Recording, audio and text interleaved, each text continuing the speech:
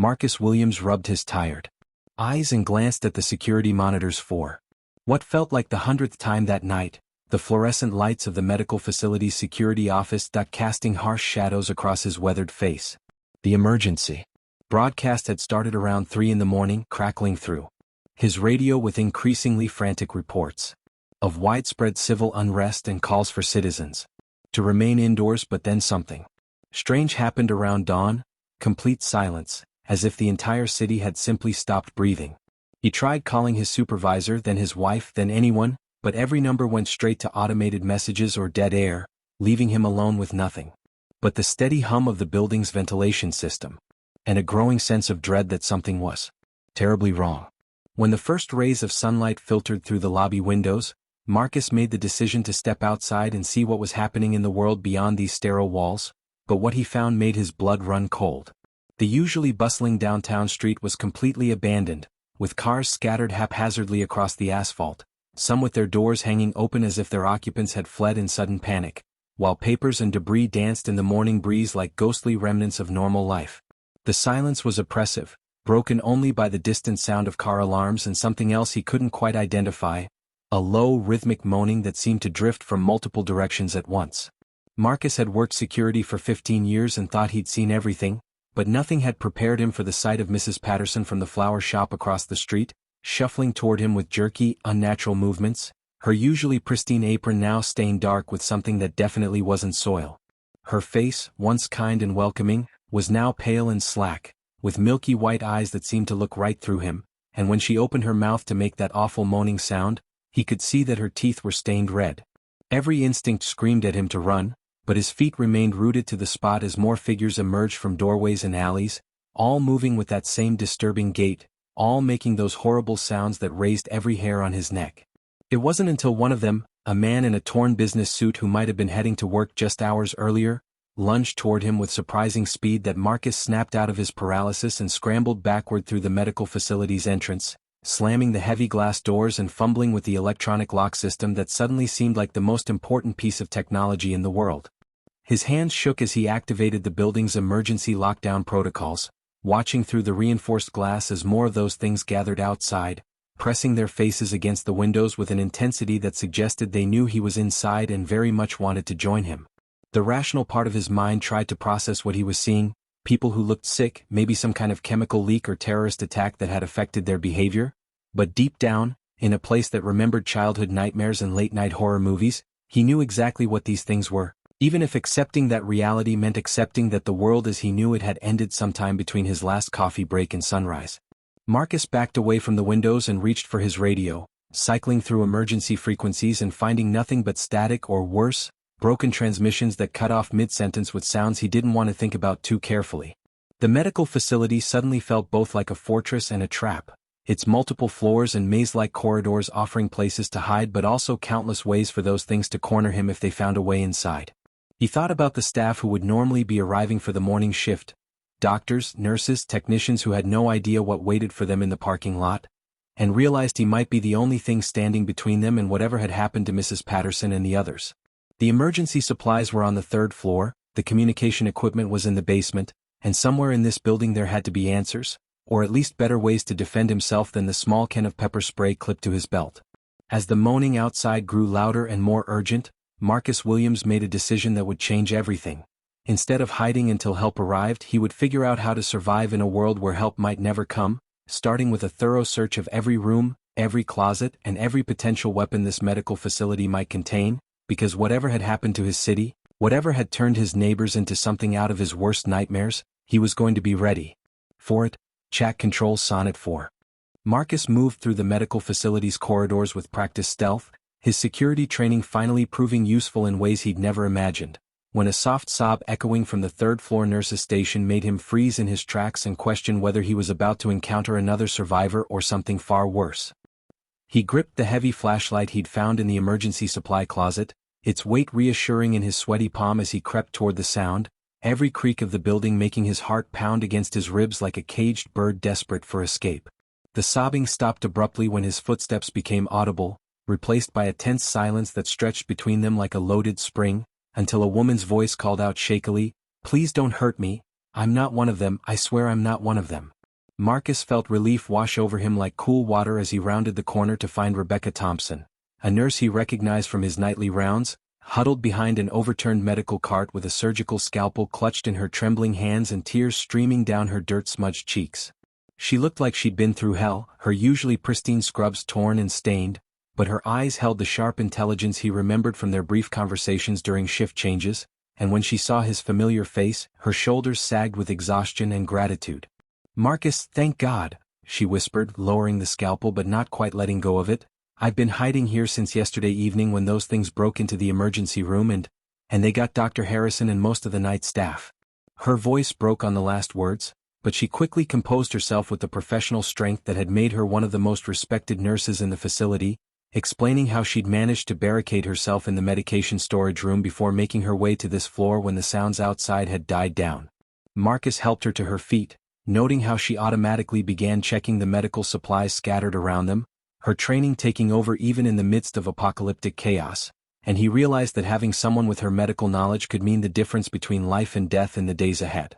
They were interrupted by a loud crash from the direction of the cafeteria, followed by what sounded like someone frantically rummaging through metal containers, and both of them tensed before Marcus made the decision to investigate, motioning for Rebecca to stay behind him as they moved cautiously down the stairwell toward the source of the noise. The cafeteria kitchen was a disaster zone of overturned pots and scattered food supplies, but crouched behind the industrial refrigerator was Jake Rodriguez, the young man who worked the breakfast shift and whom Marcus had always found friendly and reliable, though now Jake's usual easy smile was replaced by wide-eyed terror and his chef's uniform was splattered with what looked suspiciously like blood. "Jake, it's okay, we're alive too," Marcus called softly, watching as the young man's face transformed with relief and he emerged from his hiding spot clutching a large kitchen knife like a lifeline. Jake's story tumbled out in a rush of Spanish and English as he explained how he'd come in early to prep for the morning rush, only to find the loading dock doors torn open and those creatures wandering through the halls, forcing him to hide in the walk-in freezer until the cold became unbearable and he'd made a desperate dash for the kitchen. The three of them worked quickly to secure the cafeteria, pushing heavy tables against the entrances while Rebecca inventoried the medical supplies she'd grabbed and Jake assessed their food situation, which was surprisingly good given the facility's well-stocked kitchen and vending machines. It was Rebecca who first noticed the shuffling footsteps echoing from the basement level, too rhythmic to be one of the creatures but too hesitant to be someone confident, and when they investigated they found Frank Anderson, a 70-year-old man who'd been visiting his wife in the long-term care ward when everything went wrong. Frank's military bearing was unmistakable despite his civilian clothes, and his sharp gray eyes assessed each of them with the calculating gaze of someone who'd seen combat, but when he spoke about finding his wife's room empty with signs of struggle, his voice carried a grief that made them all understand that survival came with a price none of them had been prepared to pay. "Listen up," Frank said, his voice taking on the authoritative tone of someone accustomed to command. "I've been watching those things for the past day, and they're not as mindless as they seem. They hunt in patterns, they respond to sound and movement, and they're getting more organized." His words sent chills through the group, but also provided the tactical information they desperately needed, and as the four unlikely allies gathered in the cafeteria to plan their next move, Marcus realized that despite the horror surrounding them, he felt something he hadn't experienced since this nightmare began. Hope, because sometimes survival wasn't about being the strongest or the smartest, but about finding the right people to stand with when the world fell apart. Chat controls Sonnet 4.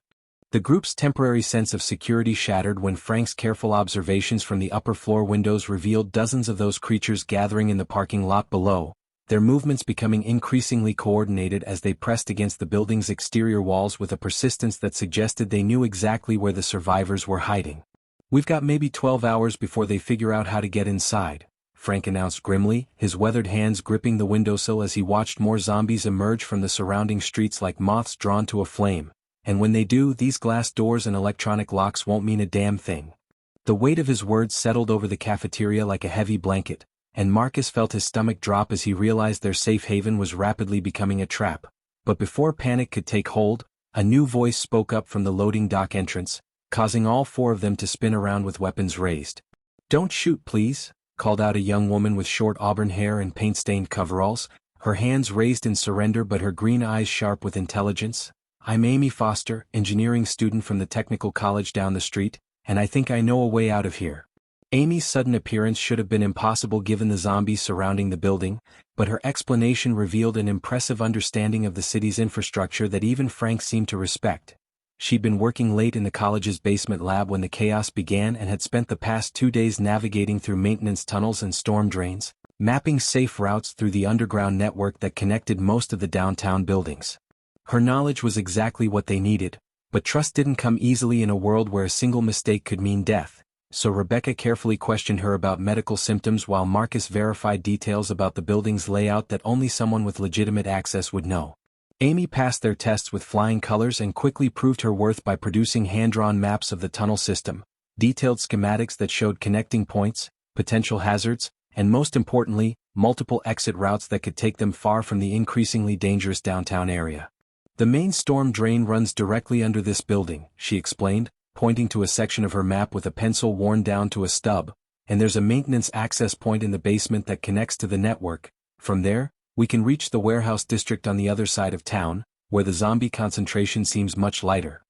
Jake volunteered to help Amy scout the basement access point while Frank and Marcus worked on gathering essential supplies, and Rebecca began the grim task of selecting medical equipment they could carry without slowing down their escape. The basement reconnaissance confirmed Amy's intel but also revealed new challenges. The access tunnel was partially flooded from recent rains, they'd need to wade through waist-deep water for at least a quarter mile, and the darkness would be absolute once they left the building's emergency lighting behind. Frank's military experience proved invaluable as he organized their limited resources with tactical precision, distributing backpacks filled with medical supplies, non-perishable food, and the few weapons they'd managed to improvise from kitchen knives and maintenance tools, while Amy rigged waterproof containers for their most essential items using plastic bags and duct tape from the maintenance supplies. The plan was simple in concept but terrifying in execution.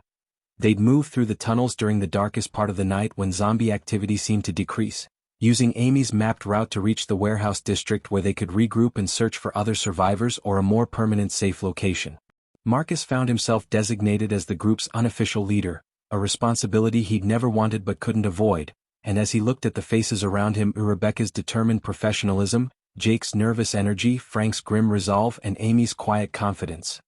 he realized they'd become more than just fellow survivors, they'd become a family bound together by shared terror and mutual dependence. Their final preparations were interrupted by a sound that made everyone's blood run cold, the unmistakable crash of breaking glass from somewhere on the first floor, followed by the shuffling footsteps and hungry moaning that meant their time had run out. "Move now," Frank commanded, shouldering his pack and grabbing the makeshift spear he'd crafted from a mop handle and kitchen knife. "Whatever's getting in up there, we don't want to be here when it finds the stairs." The group moved with practiced efficiency toward the basement access, their hearts pounding and adrenaline surging as the sounds of invasion echoed through the building above them, and Marcus couldn't help but wonder if they were escaping to safety or simply trading one death trap for another in the pitch-black tunnels that waited below. Chat controls Sonnet 4. The descent into the basement maintenance tunnel felt like entering the bowels of hell itself, with only Amy's small LED flashlight cutting through darkness so complete it seemed to swallow their very souls, while above them the sounds of destruction grew louder as more zombies poured through whatever breach they'd created in the medical facility's defenses. The tunnel was worse than Amy's reconnaissance had suggested. The water reached chest-high on Rebecca and nearly to Jake's shoulders, its temperature shockingly cold and its smell a nauseating mixture of sewage, decay, and something else that none of them wanted to identify too closely. Frank took point despite his age, his military training allowing him to move through the murky water with surprising stealth, while Marcus brought up the rear with a crowbar he'd grabbed from the maintenance room, constantly looking over his shoulder for any sign they were being followed through the claustrophobic concrete passage. The group had been moving in tense silence for nearly 20 minutes when Amy suddenly stopped and raised her hand, causing everyone to freeze as she strained to listen to something beyond the constant drip of water and their own labored breathing. "There are people ahead," she whispered, her voice barely audible above the echo of water lapping against the tunnel walls, "and they don't sound friendly." The voices became clearer as they approached a junction where Amy's map showed multiple tunnels converging, and what they heard made their blood run cold, desperate arguing between what sounded like two men and a woman, punctuated by threats and the unmistakable sound of someone being struck. Frank signaled for the group to hang back while he crept forward to assess the situation, returning moments later with his face grim and his jaw set in the hard line that meant trouble. "3 survivors, but they've got a 4th person tied up," he reported in a voice barely above a whisper. Looks like they're using him as bait to draw zombies away from their hideout. We need to decide if we're getting involved or finding another route. The moral implications hit Marcus like a physical blow, because walking away meant condemning an innocent person to a horrible death, but confronting the hostile survivors could endanger his own people and alert zombies to their location. Rebecca made the decision for all of them by quietly slipping past Frank toward the junction, her medical oath apparently overriding concerns for personal safety, and the rest of the group had no choice but to follow her lead as she approached the confrontation with her hands visible and her voice calm but authoritative. "Let him go and we can all work together to get out of these tunnels alive," she called out to the 3 hostile survivors, but their response was immediate violence as one of them swung a metal pipe at her head, forcing Jake to tackle the attacker into the frigid water while Frank moved with surprising speed to disable the second man. The brief but vicious fight sent echoes bouncing through the tunnel system like gunshots, and Amy frantically checked her map while the others freed the bound survivor, a middle-aged teacher named Robert Chin who was barely conscious from his ordeal but managed to gasp out warnings about the tunnel system ahead. "The water gets deeper," Robert wheezed as Rebecca checked him for injuries, "and there are some of those things down here. They move differently in the water, like they're learning to swim or hunt underwater." His words sent chills through the group that had nothing to do with the cold water surrounding them, because the idea of zombies adapting to their environment suggested an intelligence that made them far more dangerous than simple mindless predators. Amy's technical knowledge proved crucial when they reached the flooded section Robert had warned them about, where rising water levels threatened to make passage impossible until she remembered the maintenance ladders that provided access to higher drainage levels, allowing them to climb above the flood line and continue their journey through narrower but drier passages. The group moved with renewed urgency as distant splashing sounds suggested they were no longer alone in the tunnel system, and when Amy's flashlight beam caught the reflection of pale, waterlogged faces moving through the water behind them, Marcus realized that some zombies had indeed followed them into the underground maze and were adapting their hunting methods with terrifying efficiency. "The warehouse district access is just ahead," Amy announced, her voice tight with strain as she consulted her map one final time, "but we'll have to cross an open drainage chamber to reach it. And if those things behind us are as smart as they seem, they'll try to cut us off." Frank checked his improvised weapons and nodded grimly, understanding that their underground journey was about to become a race for survival against enemies that were learning to hunt them in their own chosen escape route, proving that in this new world, nowhere was truly safe and every step forward came with the price of constant vigilance and the knowledge that death lurked in every shadow. Chat Control Sonnet 4. The warehouse district emerged from the drainage tunnel like a promised land after their nightmare journey through the flooded underground passages, with actual sunlight streaming through broken skylights and the blessed absence of moaning zombies creating an almost surreal sense of peace that made Marcus wonder if they'd finally found sanctuary. The group climbed wearily from the maintenance access point into what appeared to be an abandoned textile factory, their waterlogged clothes clinging uncomfortably to their exhausted bodies as Amy consulted her soggy maps and pointed toward a cluster of converted warehouses where smoke was rising from what looked like carefully controlled fires. "That's not random," Frank observed, his trained eye picking out details the others had missed. "Those are organized cooking fires, perimeter guards, and actual fortifications. Someone's built a real settlement here." The discovery of other survivors sent waves of hope and relief through the group, but Robert Chen's haunted expression suggested a wariness born from his recent experience with hostile humans, and Marcus found himself torn between desperate optimism and hard-earned caution as they approached the compound's well-constructed barriers. The settlement was impressive by any standard, with high walls topped by razor wire, guard towers manned by alert sentries, and the organized bustle of a community that had not only survived but appeared to be thriving in the midst of apocalyptic chaos. David Mitchell, the settlement's leader, greeted them at the gates with a warmth that seemed almost too genuine, his perfectly clean clothes and well-fed appearance standing in stark contrast to their own bedraggled state as he welcomed them with open arms and promises of hot food, medical care, and safety from the horrors outside. "You've been through hell, I can see that," Mitchell said with practiced sympathy, his blue eyes radiating compassion as he personally escorted them through the compound, showing off their impressive gardens, well-stocked medical facility, and comfortable living quarters that seemed almost impossible given the circumstances. "But you're safe now, we've created something special here. A real community where everyone contributes and everyone is protected." The settlement's residents seemed genuinely happy and grateful, sharing stories of how Mitchell had saved them from certain death and organized their survival with brilliant efficiency, but Rebecca's medical training made her notice small details that troubled her. The way some residents flinched when Mitchell spoke, the carefully controlled portions of food despite apparent abundance, and most disturbing, the absence of elderly residents or anyone who might be considered a burden on the community's resources. Mitchell assigned them comfortable quarters and insisted they rest before contributing to the community's work rotation, but Rebecca volunteered to help in the medical facility where she could better assess the situation, her nursing instincts telling her that something fundamental was wrong with this seemingly perfect sanctuary. Her suspicions crystallized when she discovered medical records hidden in a locked cabinet, documents that revealed Mitchell's true method of maintaining his community's safety and prosperity. He systematically identified the weakest, most vulnerable members of their group and quietly exiled them during zombie attacks, using them as human shields to protect his more valuable residents. The evidence was damning and horrifying, showing a pattern of calculated betrayal that had kept the settlement thriving at the cost of dozens of innocent lives. And when Rebecca confronted Mitchell with her discovery, his mask of benevolence slipped away to reveal the cold pragmatist underneath. "You think I'm a monster," Mitchell said calmly, his voice devoid of the warmth he'd shown earlier, "but I've kept 43 people alive for 3 months in a world that wants to devour us all. Sometimes survival requires difficult choices that soft-hearted people like you can't understand or accept." Rebecca realized with growing horror that her friends were in immediate danger, that Mitchell viewed their group as fresh resources to be exploited and eventually discarded when their usefulness ended, and she began planning their escape even as Mitchell's security team moved to ensure that none of the newcomers would be leaving the compound voluntarily. The settlement's true nature became clear when she witnessed the evening's resource allocation meeting, where Mitchell coldly discussed which residents would be assigned to the next supply run, a mission that everyone understood was really a death sentence disguised as community service. Rebecca managed to slip away during the dinner hour and found Marcus, Jake, Frank, and Amy scattered throughout the compound, each beginning to realize that their sanctuary was actually an elaborate trap designed to exploit desperate survivors before feeding them to the zombies that surrounded the settlement like a living wall. Their reunion was brief and whispered, conducted in the shadows of the settlement's generator building where the noise would mask their conversation, and as Rebecca shared her discoveries, the group faced a terrible realization.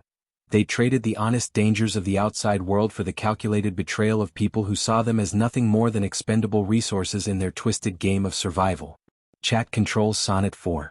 The escape attempt began in the pre-dawn darkness when the settlement's guard rotation was at its weakest, but Mitchell's paranoid security measures proved more extensive than any of them had anticipated, with motion sensors triggering floodlights that turned their careful retreat into a desperate sprint toward the compound's eastern wall. Frank's military experience kicked in as he directed their movement through the maze of warehouses and storage containers, using hand signals and tactical positioning to avoid the guards who were now converging on their location with weapons drawn and orders to bring back the escapees alive for Mitchell's personal interrogation. The group's coordinated escape devolved into chaos when Amy triggered a hidden alarm while trying to disable the electric fence, sending piercing sirens echoing across the warehouse district and alerting not only Mitchell's security team but also every zombie within a 2-mile radius to the presence of fresh prey. Within minutes, the compound found itself under assault from 2 different directions as the undead horde that had been kept at bay by Mitchell's sacrificial system suddenly surged forward, drawn by the noise and commotion,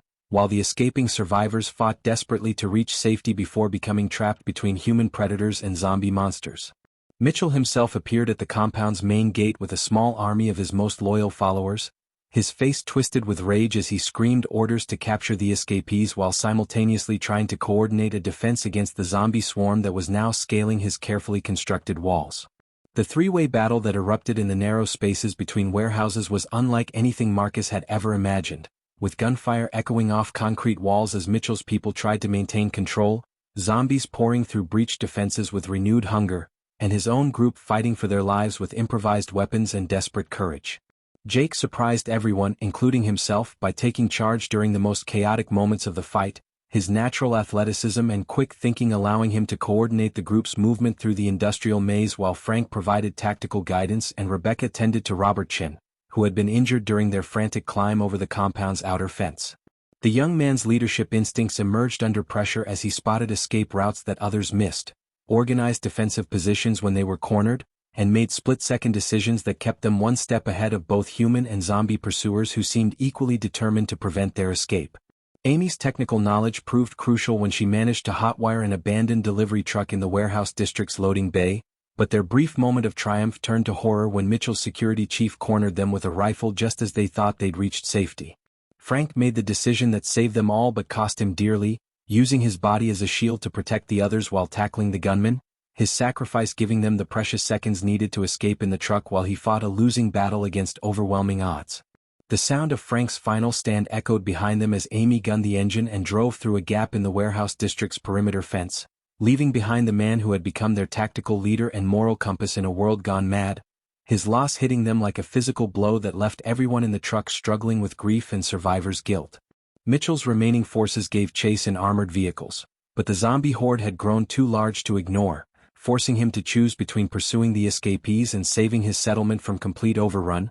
a decision that ultimately saved the group's lives as he was forced to fall back and defend his crumbling empire. The truck's radio crackled to life as they put distance between themselves and the chaos behind them, broadcasting an automated military transmission that cut through their grief with unexpected hope. An evacuation zone had been established 40 miles to the north, with regular transport schedules and promises of safety for any survivors who could reach the designated coordinates. Amy navigated through abandoned suburbs while Jake monitored their fuel gauge and Rebecca treated the minor injuries they'd sustained during their escape, but it was Marcus who struggled most with Frank's loss, realizing that the older man had not only saved their lives but had taught them how to think tactically, work as a team, and make the hard choices that survival demanded. The military transmission repeated every 15 minutes with updates about the evacuation schedule, creating a countdown that added urgency to their journey while also providing the first real hope they'd felt since this nightmare began. But reaching the evacuation zone would require crossing 40 miles of unknown territory where zombies, hostile survivors,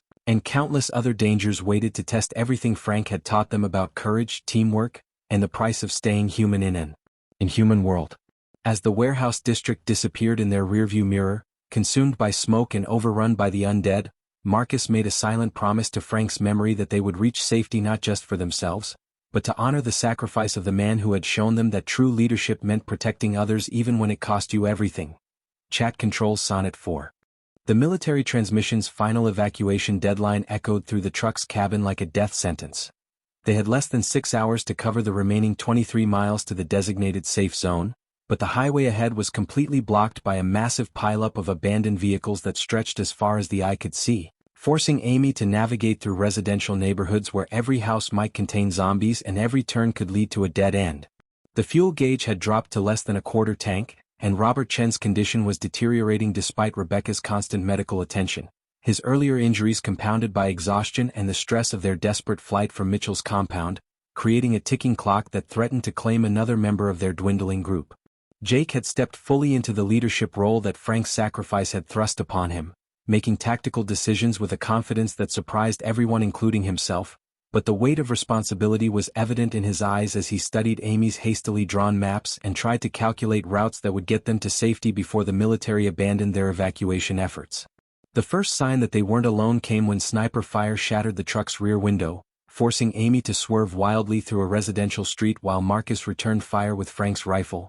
quickly realizing that Mitchell's most fanatical followers had pursued them far beyond the warehouse district with a determination that bordered on obsession. The chase through suburban streets became a nightmare of narrow escapes and split-second decisions, with Amy's driving skills pushed to their absolute limits as she navigated around playground equipment and through parking lots while their pursuers tried to disable the truck without destroying their valuable cargo of potential sacrifices. The running battle took an unexpected turn when they encountered the largest zombie horde any of them had ever seen, a writhing mass of hundreds of infected creatures that had apparently been drawn toward the city center by some unknown stimulus, forcing both the survivors and their human pursuers to work together temporarily against the greater threat that threatened to overwhelm them all. Amy's engineering background proved crucial when she spotted an overpass construction site with incomplete barriers, realizing that she could use the truck's momentum and the site's layout to create a massive distraction that would allow them to escape while simultaneously dealing with both the zombie horde and Mitchell's remaining followers.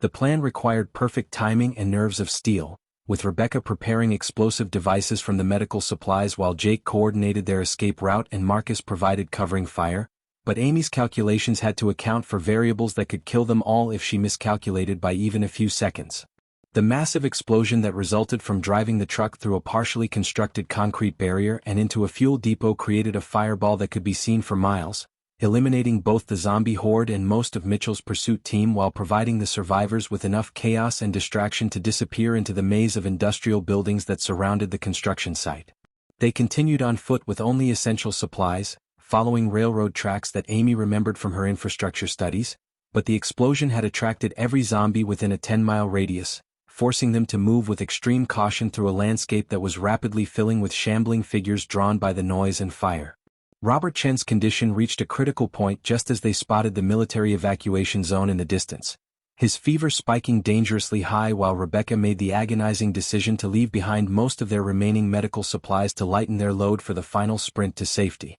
The evacuation zone was a massive operation with helicopters landing and taking off in regular intervals, armed soldiers maintaining a secure perimeter, and the organized efficiency of a military operation that represented everything they'd been fighting to reach. But the deadline was approaching fast and the zombie concentration around the perimeter was unlike anything they'd encountered before. Marcus found himself thinking about Frank's lessons on tactical thinking as he studied the approach to the safe zone, realizing that their mentor's sacrifice had taught them not just how to survive, but how to think strategically about problems that seemed impossible to solve. The group's final approach required Amy to create diversions using improvised explosives, Rebecca to provide emergency medical care that kept Robert conscious long enough to reach the perimeter, and Jake to coordinate their movement with the precision of an experienced military unit, proving that Frank's legacy lived on in the skills he'd taught them and the courage he'd inspired through his example. As they made their desperate final sprint across the open ground toward the military checkpoint, with zombies converging from all directions and helicopter rotors thundering overhead, Marcus realized that survival wasn't just about reaching safety. It was about becoming the kind of people who deserved to survive, and Frank's sacrifice had transformed them into exactly that. Chat Control Sonnet 4.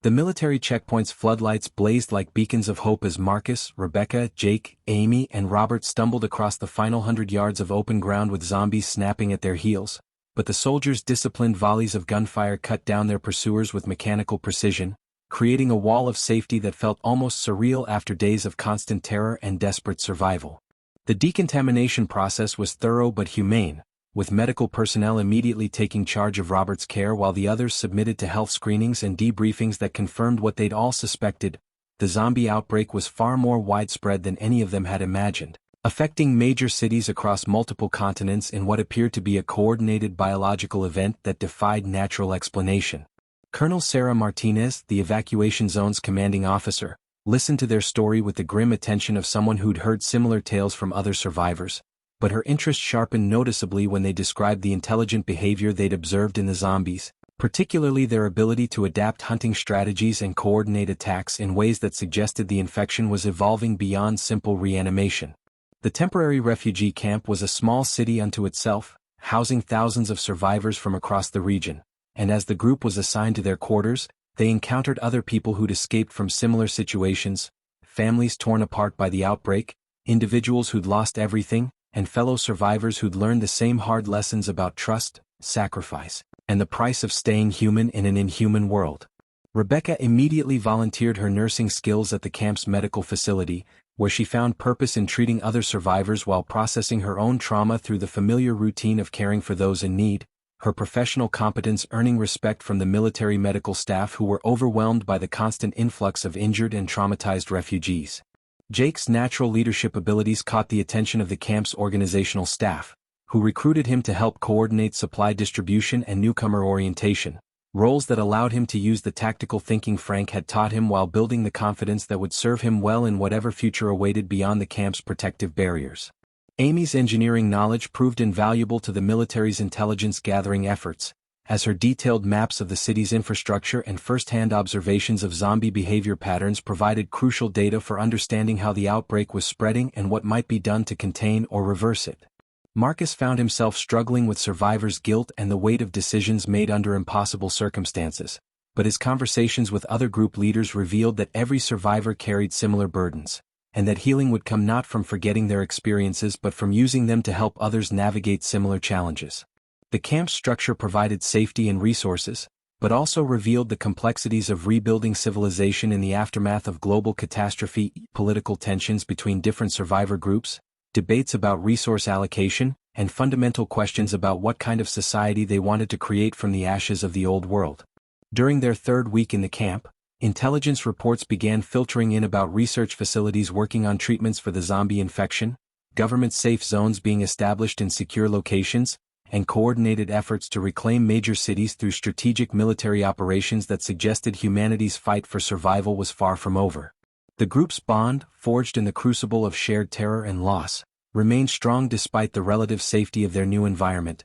and they made a collective decision to volunteer for advanced training programs that would prepare them to serve as guides and protectors for other survivor groups still struggling in the infected zones. Robert Chen's recovery became a symbol of hope within the camp, his transformation from helpless victim to contributing member of the community demonstrating that healing was possible even after experiencing the worst that this new world had to offer, while his teaching background made him invaluable in educating children who'd lost their families and needed both knowledge and emotional support to face an uncertain future. As Marcus stood watch on the camp's perimeter wall one evening, looking out at the darkened landscape where zombies still roamed but no longer held absolute dominion over human survival, he realized that Frank's greatest lesson hadn't been about tactics or weapons, but about the truth that hope wasn't something you found, it was something you created through courage, sacrifice, and the determination to protect what mattered most, even when the cost seemed unbearable. The radio crackled with reports of successful missions to establish new safe zones, research breakthroughs that might lead to a cure, and coordinated efforts to rebuild communication networks that would reconnect isolated survivor communities, painting a picture of humanity's gradual emergence from the darkness of near extinction into the uncertain dawn of a world forever changed but not conquered by the forces that had tried to destroy it. Chat controls Sonnet 4.